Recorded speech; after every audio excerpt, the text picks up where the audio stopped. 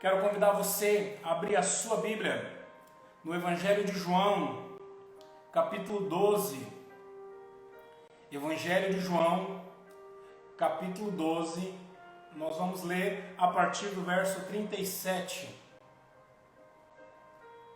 Evangelho de João, capítulo 12. Nós vamos ler a partir do verso 37.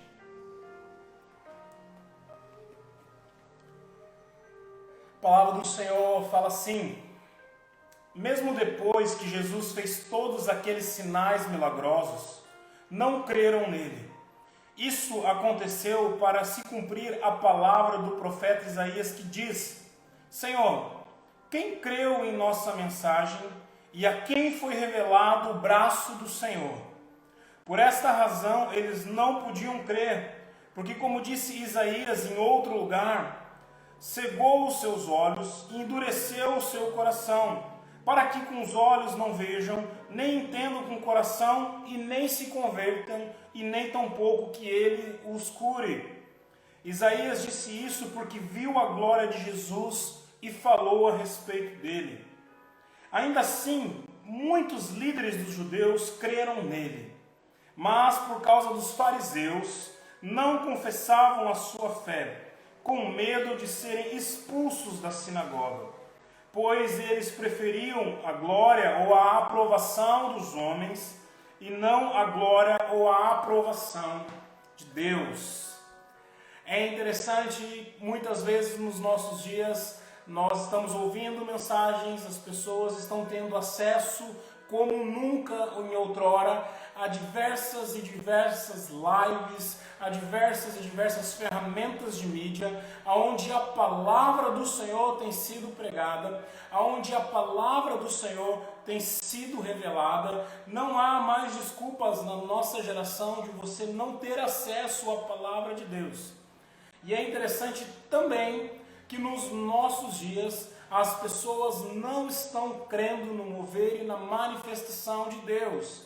E eu fico pensando o que mais as gerações, ou a nossa geração, precisa desfrutar para compreender que existe um Deus no céu, que existe um Senhor soberano cuidando das nossas vidas. E olhando para esse texto de João, eu comecei a prestar atenção em alguns detalhes, que nessa geração onde Jesus veio a primeira vez para pregar e confirmar o reino de Deus, também haviam pessoas que não criam. Também haviam pessoas que estavam vendo Jesus ali encarnado, Deus encarnado, e mesmo assim não creram nele. E é interessante que elas não criam em Jesus por alguns motivos. Olha, preste atenção no começo do verso que nós lemos. João, ao retratar esse momento de Jesus, fala que Jesus havia feito diversos sinais milagrosos. Ou seja, Jesus havia realizado diversos milagres. E mesmo assim, as pessoas da sua geração não estavam dobrando o seu coração, curvando a sua cerviz na presença de Deus. Não bastou as pessoas verem Jesus multiplicar os pães. Não bastou as pessoas verem Jesus curar os enfermos. Não bastou as pessoas verem Jesus ressuscitar os mortos. Elas não levavam o seu coração até a crença em Deus. Lembra, meu irmão, eu e você podemos nos lembrar da geração que também sai do Egito. Aquela geração, ela viu a manifestação de Deus. Deus tirando com mão poderosa, através da vida de Moisés, o povo do Egito. E mesmo assim o povo não cria. O povo não dobrava o seu coração. O homem mantinha o seu coração duro. Eu e você precisamos então entender que mesmo que essa pandemia deu uma chacoalhada no mundo, mesmo que esse momento que nós vivemos está nos levando à reflexão sobre Deus, muitas pessoas não vão crer em Deus. Nós vamos passar a nossa vida inteira pregando e as pessoas ainda assim vão desejar no seu coração adorar outras coisas que não o Senhor. Nós, no afã da nossa pregação, nós nos esquecemos da parábola do semeador. Nem toda semente floresce. nem toda semente ela dá frutos. Na verdade, se você fizer uma análise da semente do semeador, nós vamos perceber que apenas 1/4, ou seja, 25% das sementes que foram lançadas floresceram. Algumas morreram, algumas ficaram pelo caminho. Não é diferente nos nossos dias. Eu e você então devemos deixar de pregar? Jamais. Nós não fomos chamados pelos resultados. Nós fomos chamados pelo desafio de propagar o reino de Deus.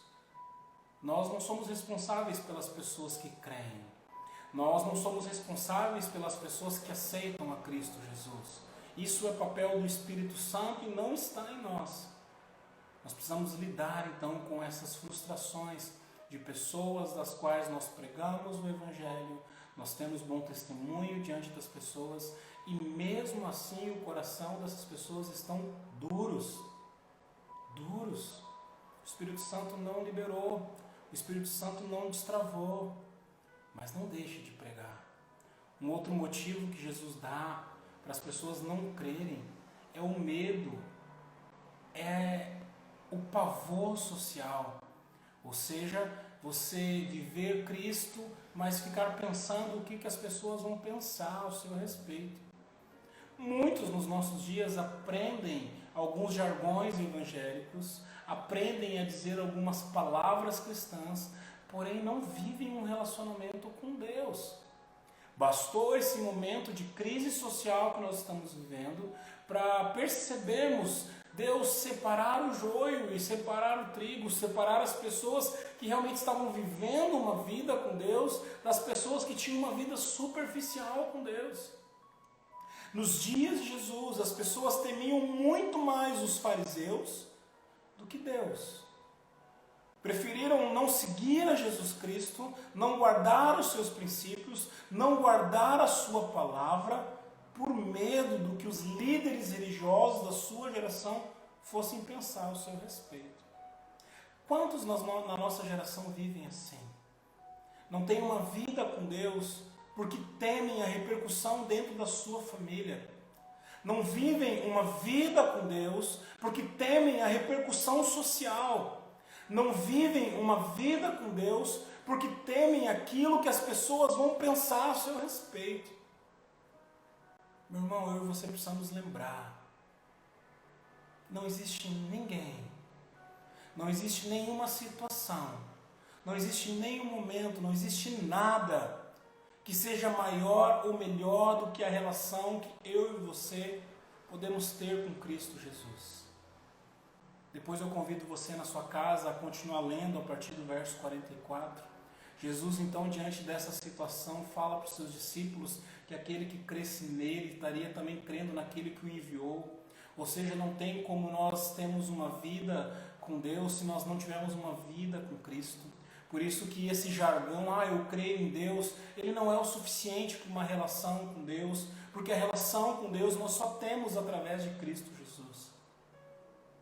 E eu sei que se eu abrisse para você falar nessa noite, nós teríamos tantas e tantas outras desculpas para as pessoas não acreditarem em Deus, para as pessoas não servirem a Cristo, para as pessoas não terem o seu coração submisso à palavra do Pai. Eu não conheço todos vocês que nos assistem nessa noite e muito obrigado por você estar me permitindo entrar na sua casa, mas será que você crê realmente em Deus? Será que você está esperando que Deus faça algo milagroso para você crer em Deus? Tenho uma triste notícia para você. Se é isso que você está esperando, Israel, tanto lá em Moisés, Israel, tanto nos dias de Jesus, já demonstrou que milagre não serve para você ter um relacionamento sincero com Deus. Muitas pessoas veem grandes milagres acontecerem e têm o seu coração duro. Será que você crê em Deus mesmo? Será que você tem desejo do Pai? Ou você ainda está preocupado com o que o seu marido, a sua esposa, seu pai, a sua mãe, a sua família, o seu chefe, as pessoas que estão na sua volta vão pensar a seu respeito? Deus te chama para um momento diferente. Deus deseja estar com você num momento diferente. Aqueles que servem ao Senhor olham para todo esse caos que nós estamos vivendo e conseguem ter esperança. Olham para todo esse caos que nós estamos vivendo e conseguem ter paz no coração. Olham para todo esse caos que nós estamos vivendo e não temem a morte, porque creem em Jesus. Nós devemos nos preocupar com o que as pessoas pensam, não ao nosso respeito, mas com o que as pessoas pensam a respeito de Cristo Jesus. E eu quero encerrar a devocional dessa noite lembrando você das palavras do apóstolo Paulo. Já não somos mais nós que vivemos. Eu morri para a lei, eu morri para o mundo. O viver agora que eu tenho na carne, eu vivo para Cristo Jesus. Eu e você somos chamados para sermos proclamadores. Não se preocupe com os milagres. Não se preocupe com aquilo que as pessoas estão pensando a seu respeito. Pregue a Cristo. Pregue a Cristo. Pregue a Cristo. Só Ele pode trazer esperança nesses dias. Pregue com as suas palavras. Pregue com as suas atitudes. Fale em todo o tempo. Fale em tempo oportuno. Fale em tempo que não é oportuno. Meu coração anseia em ver uma igreja na nossa geração que não tenha vergonha de erguer a sua voz em alto brado para dizer ao mundo que sim, Jesus Cristo pode trazer paz. Jesus Cristo pode cuidar de cada um de nós, mesmo quando nós estamos vivendo esses momentos caóticos. Que Deus abençoe você, que Deus guarde o seu coração, que possa levar você a aplicar essa palavra no seu dia a dia. Eu quero ter o primeiro momento de oração com você, e nesse primeiro momento de oração quero fazer uma oração muito simples. Ao olhar essa geração que não creu em Jesus, mesmo depois de Jesus realizar muitos milagres, ao olhar nesse texto e ver uma geração que escolheu não crer e não manifestar a sua fé porque tinha medo das pessoas, a minha oração é só uma: Deus, aumenta a nossa fé. Que a nossa fé seja muito maior do que as nossas atitudes. Que a nossa fé seja muito maior do que aquilo que as pessoas enxergam nos nossos dias. Que realmente a fé que nós temos em Jesus sirva de esteio e consolo para as pessoas que estão na nossa volta. Essa é a minha oração. É a oração pela minha vida. E eu quero crer que você também deseja isso. Que você também deseja que a sua vida seja usada por Deus nos nossos dias. Vamos orar? Deus, muito obrigado por essa noite. Obrigado porque podemos separar um tempo para entrar na Tua presença, para orarmos e buscarmos ao Senhor. Deus, obrigado porque a Tua palavra registra esses fatos, tanto no Antigo Testamento, com um povo que viu tudo o que o Senhor fez para tirar eles do Egito, e mesmo assim não criam no Senhor. Para uma geração como essa geração aqui de João, que viu o Senhor realizar milagres, que temia os homens e mesmo assim não creu no Senhor. Muitos, Deus, nos nossos dias, apesar de tudo que nós estamos vivendo, dos sinais tão claros que o Senhor está para voltar, muitos nos nossos dias também não creem. Não creem. Não descansam o coração no Senhor.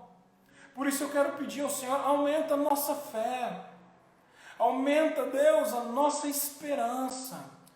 A esperança de saber que o Senhor está no controle dessa situação. Que as pessoas, ao olharem, Deus, para as nossas palavras, ao olhar, Deus, para as nossas atitudes, que elas vejam o Senhor. Porque apesar do caos que vivemos, o Senhor está no controle. Nada fugiu das tuas mãos. Que a tua igreja, que a tua verdadeira igreja, se levante como voz nessa geração, para lembrar essa geração que o Senhor está às vésperas de voltar. Que tudo isso que tem ocorrido nos nossos dias serve para nos lembrar que o Senhor está às vésperas para voltar. É tempo sim de buscar o Senhor. Então aumenta a nossa fé. Não nos deixe temer, nem tampouco desviar para a esquerda ou para a direita. Aumenta a nossa fé em nome de Jesus. Amém. Meu irmão, ainda quero ter mais um momento de oração com você. e talvez trazer uma palavra que vai ser um pouco diferente ou aquém daquilo que nós estamos vivendo nesses dias. Quais são os seus planos? Quais são os seus projetos? Quais são os seus sonhos? Parece que 2020 foi um ano completamente atípico em toda a história da humanidade. Planos, projetos foram frustrados, planejamentos foram por água abaixo. Tudo que havia se marcado e havia se colocado no papel, não conseguimos tirar por causa de tudo isso que está acontecendo. Mas eu queria pedir a você, não pare de sonhar, não pare de projetar, não pare de planejar. Provérbios 16, capítulo 1, nos ensina que cabe ao coração do homem fazer planos, porém, a palavra, a resposta final vem dos lábios do Senhor. Eu e você somos chamados a sonhar. Eu e você somos chamados a planejar, a projetar a nossa vida. Aproveite esse momento de crise para você se movimentar, sair da inércia. Qual o seu sonho? Qual o seu projeto de vida? Coloca no papel. Coloca ele no papel. Olha, setembro de 2020, o meu sonho é ter uma vida mais com Deus. Eu vou me dedicar à sua obra. O meu sonho em setembro de 2020 é que depois que passar toda essa situação, eu comece uma nova faculdade, eu comece um novo projeto no meu trabalho. Qual o seu sonho? Qual o seu sonho? Deus, ele vai responder. Se for da vontade do Senhor, meu irmão, não tenha nenhuma dúvida que o projeto vai sair do papel. E se Deus não quiser que ele saia do papel, é porque Deus tem projetos e planos muito melhores para a sua vida. Porém, a palavra nesse momento é: não pare de sonhar. O mundo precisa de pessoas que sonhem. O mundo precisa de pessoas que têm ambição de andar mais, de chegar em lugares diferentes. A igreja do Senhor Jesus, ela é uma igreja que sonha, porque nós vivemos a esperança que há um novo amanhã sempre. Então não pare de sonhar. Cabe ao coração do homem fazer planos, sabendo que a resposta final vem dos lábios do Senhor. Vamos orar? Deus, muito obrigado porque o Senhor nos permite participar da história. Através dos projetos, dos sonhos, daqueles planejamentos que fazemos, Deus. O Senhor nos permite, Deus, assim, colocar na Tua presença, Deus, desde as coisas mais pequenas, as menores coisas, Deus, até aqueles sonhos gigantescos, Deus. O Senhor nos permite entrar na Tua presença e falar com o Senhor. E dizer: Deus, eu quero fazer isso, Deus, eu quero fazer aquilo outro, eu quero ir para aquele lugar, eu quero voltar, eu quero estar na Tua casa, eu quero trabalhar melhor na Tua casa. Eu quero orar pela minha família, eu quero que os meus filhos alcancem isso, que a minha esposa, que o meu esposo vá a esse local. Deus, o Senhor nos chama para sonhar. Quando o Senhor restaura a sorte de Sião, o Senhor nos coloca como quem sonha. Hoje somos Sião do Senhor. Hoje podemos sonhar. Deus, que esse período de crise, de pandemia, não venha tirar isso do nosso coração. Dias melhores virão. Dias melhores vão acontecer. O choro dura uma noite, mas a alegria vem pelo amanhecer. Hoje é tempo de chorar. Amanhã será dia de se alegrar. Deus, então nos leva a sonhar com a nossa comunidade, a sonhar, Deus, com o nosso bairro, a sonhar com o nosso estado, com a nossa cidade, Deus, a sonhar com a nossa família, a sonhar, Deus, com a nossa vida. E nos dá um coração submisso para entender, compreender, Senhor, que a resposta final vem da Tua boca. Por isso, muito obrigado por tudo aquilo que o Senhor tem feito. Nos leva a sonhar cada vez mais e a nos submeter cada vez mais à Tua vontade. Muito obrigado. É no nome de Jesus que eu oro. Amém. Meu irmão, Deus abençoe você. Guarde o seu coração. Mais uma vez, muito obrigado por me permitir entrar na sua casa nessa noite. estar em oração pela sua vida, estar em oração com você nesse momento. Quero lembrar você, se você tem algum pedido de oração, você pode deixar nos comentários, que a nossa equipe de mídia vai estar anotando os seus pedidos de oração e vai estar passando para o nosso Ministério de Intercessão. Quero lembrar você também que é de Pelotas e região, nós já estamos tendo os nossos cultos presenciais. Então faça a sua inscrição. Você pode fazer a sua inscrição para o culto através de qualquer uma das nossas plataformas digitais, tanto no Instagram quanto no Facebook. Você pode nos procurar através do WhatsApp. Venha celebrar o Senhor em comunidade.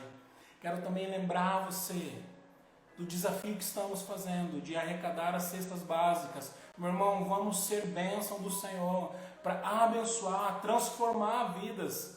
Porque eu creio que a igreja do Senhor Jesus Cristo é o único lugar que consegue entregar uma cesta básica cheia do Espírito Santo, uma cesta básica onde vai entrar no lar e libertar as pessoas. Vamos ser instrumentos de libertação para a nossa cidade. Pode me procurar nas minhas mídias sociais, pode procurar nossa igreja, nós vamos instruir você como participar desse desafio. Como eu tenho falado sempre, não esqueça, Deus, Ele é o mesmo ontem, o mesmo hoje, vai ser para todos sempre. Apesar de tudo isso que nós estamos vivendo, Ele está no controle, nada pegou Deus de surpresa. Então, Deus abençoe você, guarde o seu coração. Até a próxima semana, nos laços do amor do crucificado. Tchau, tchau.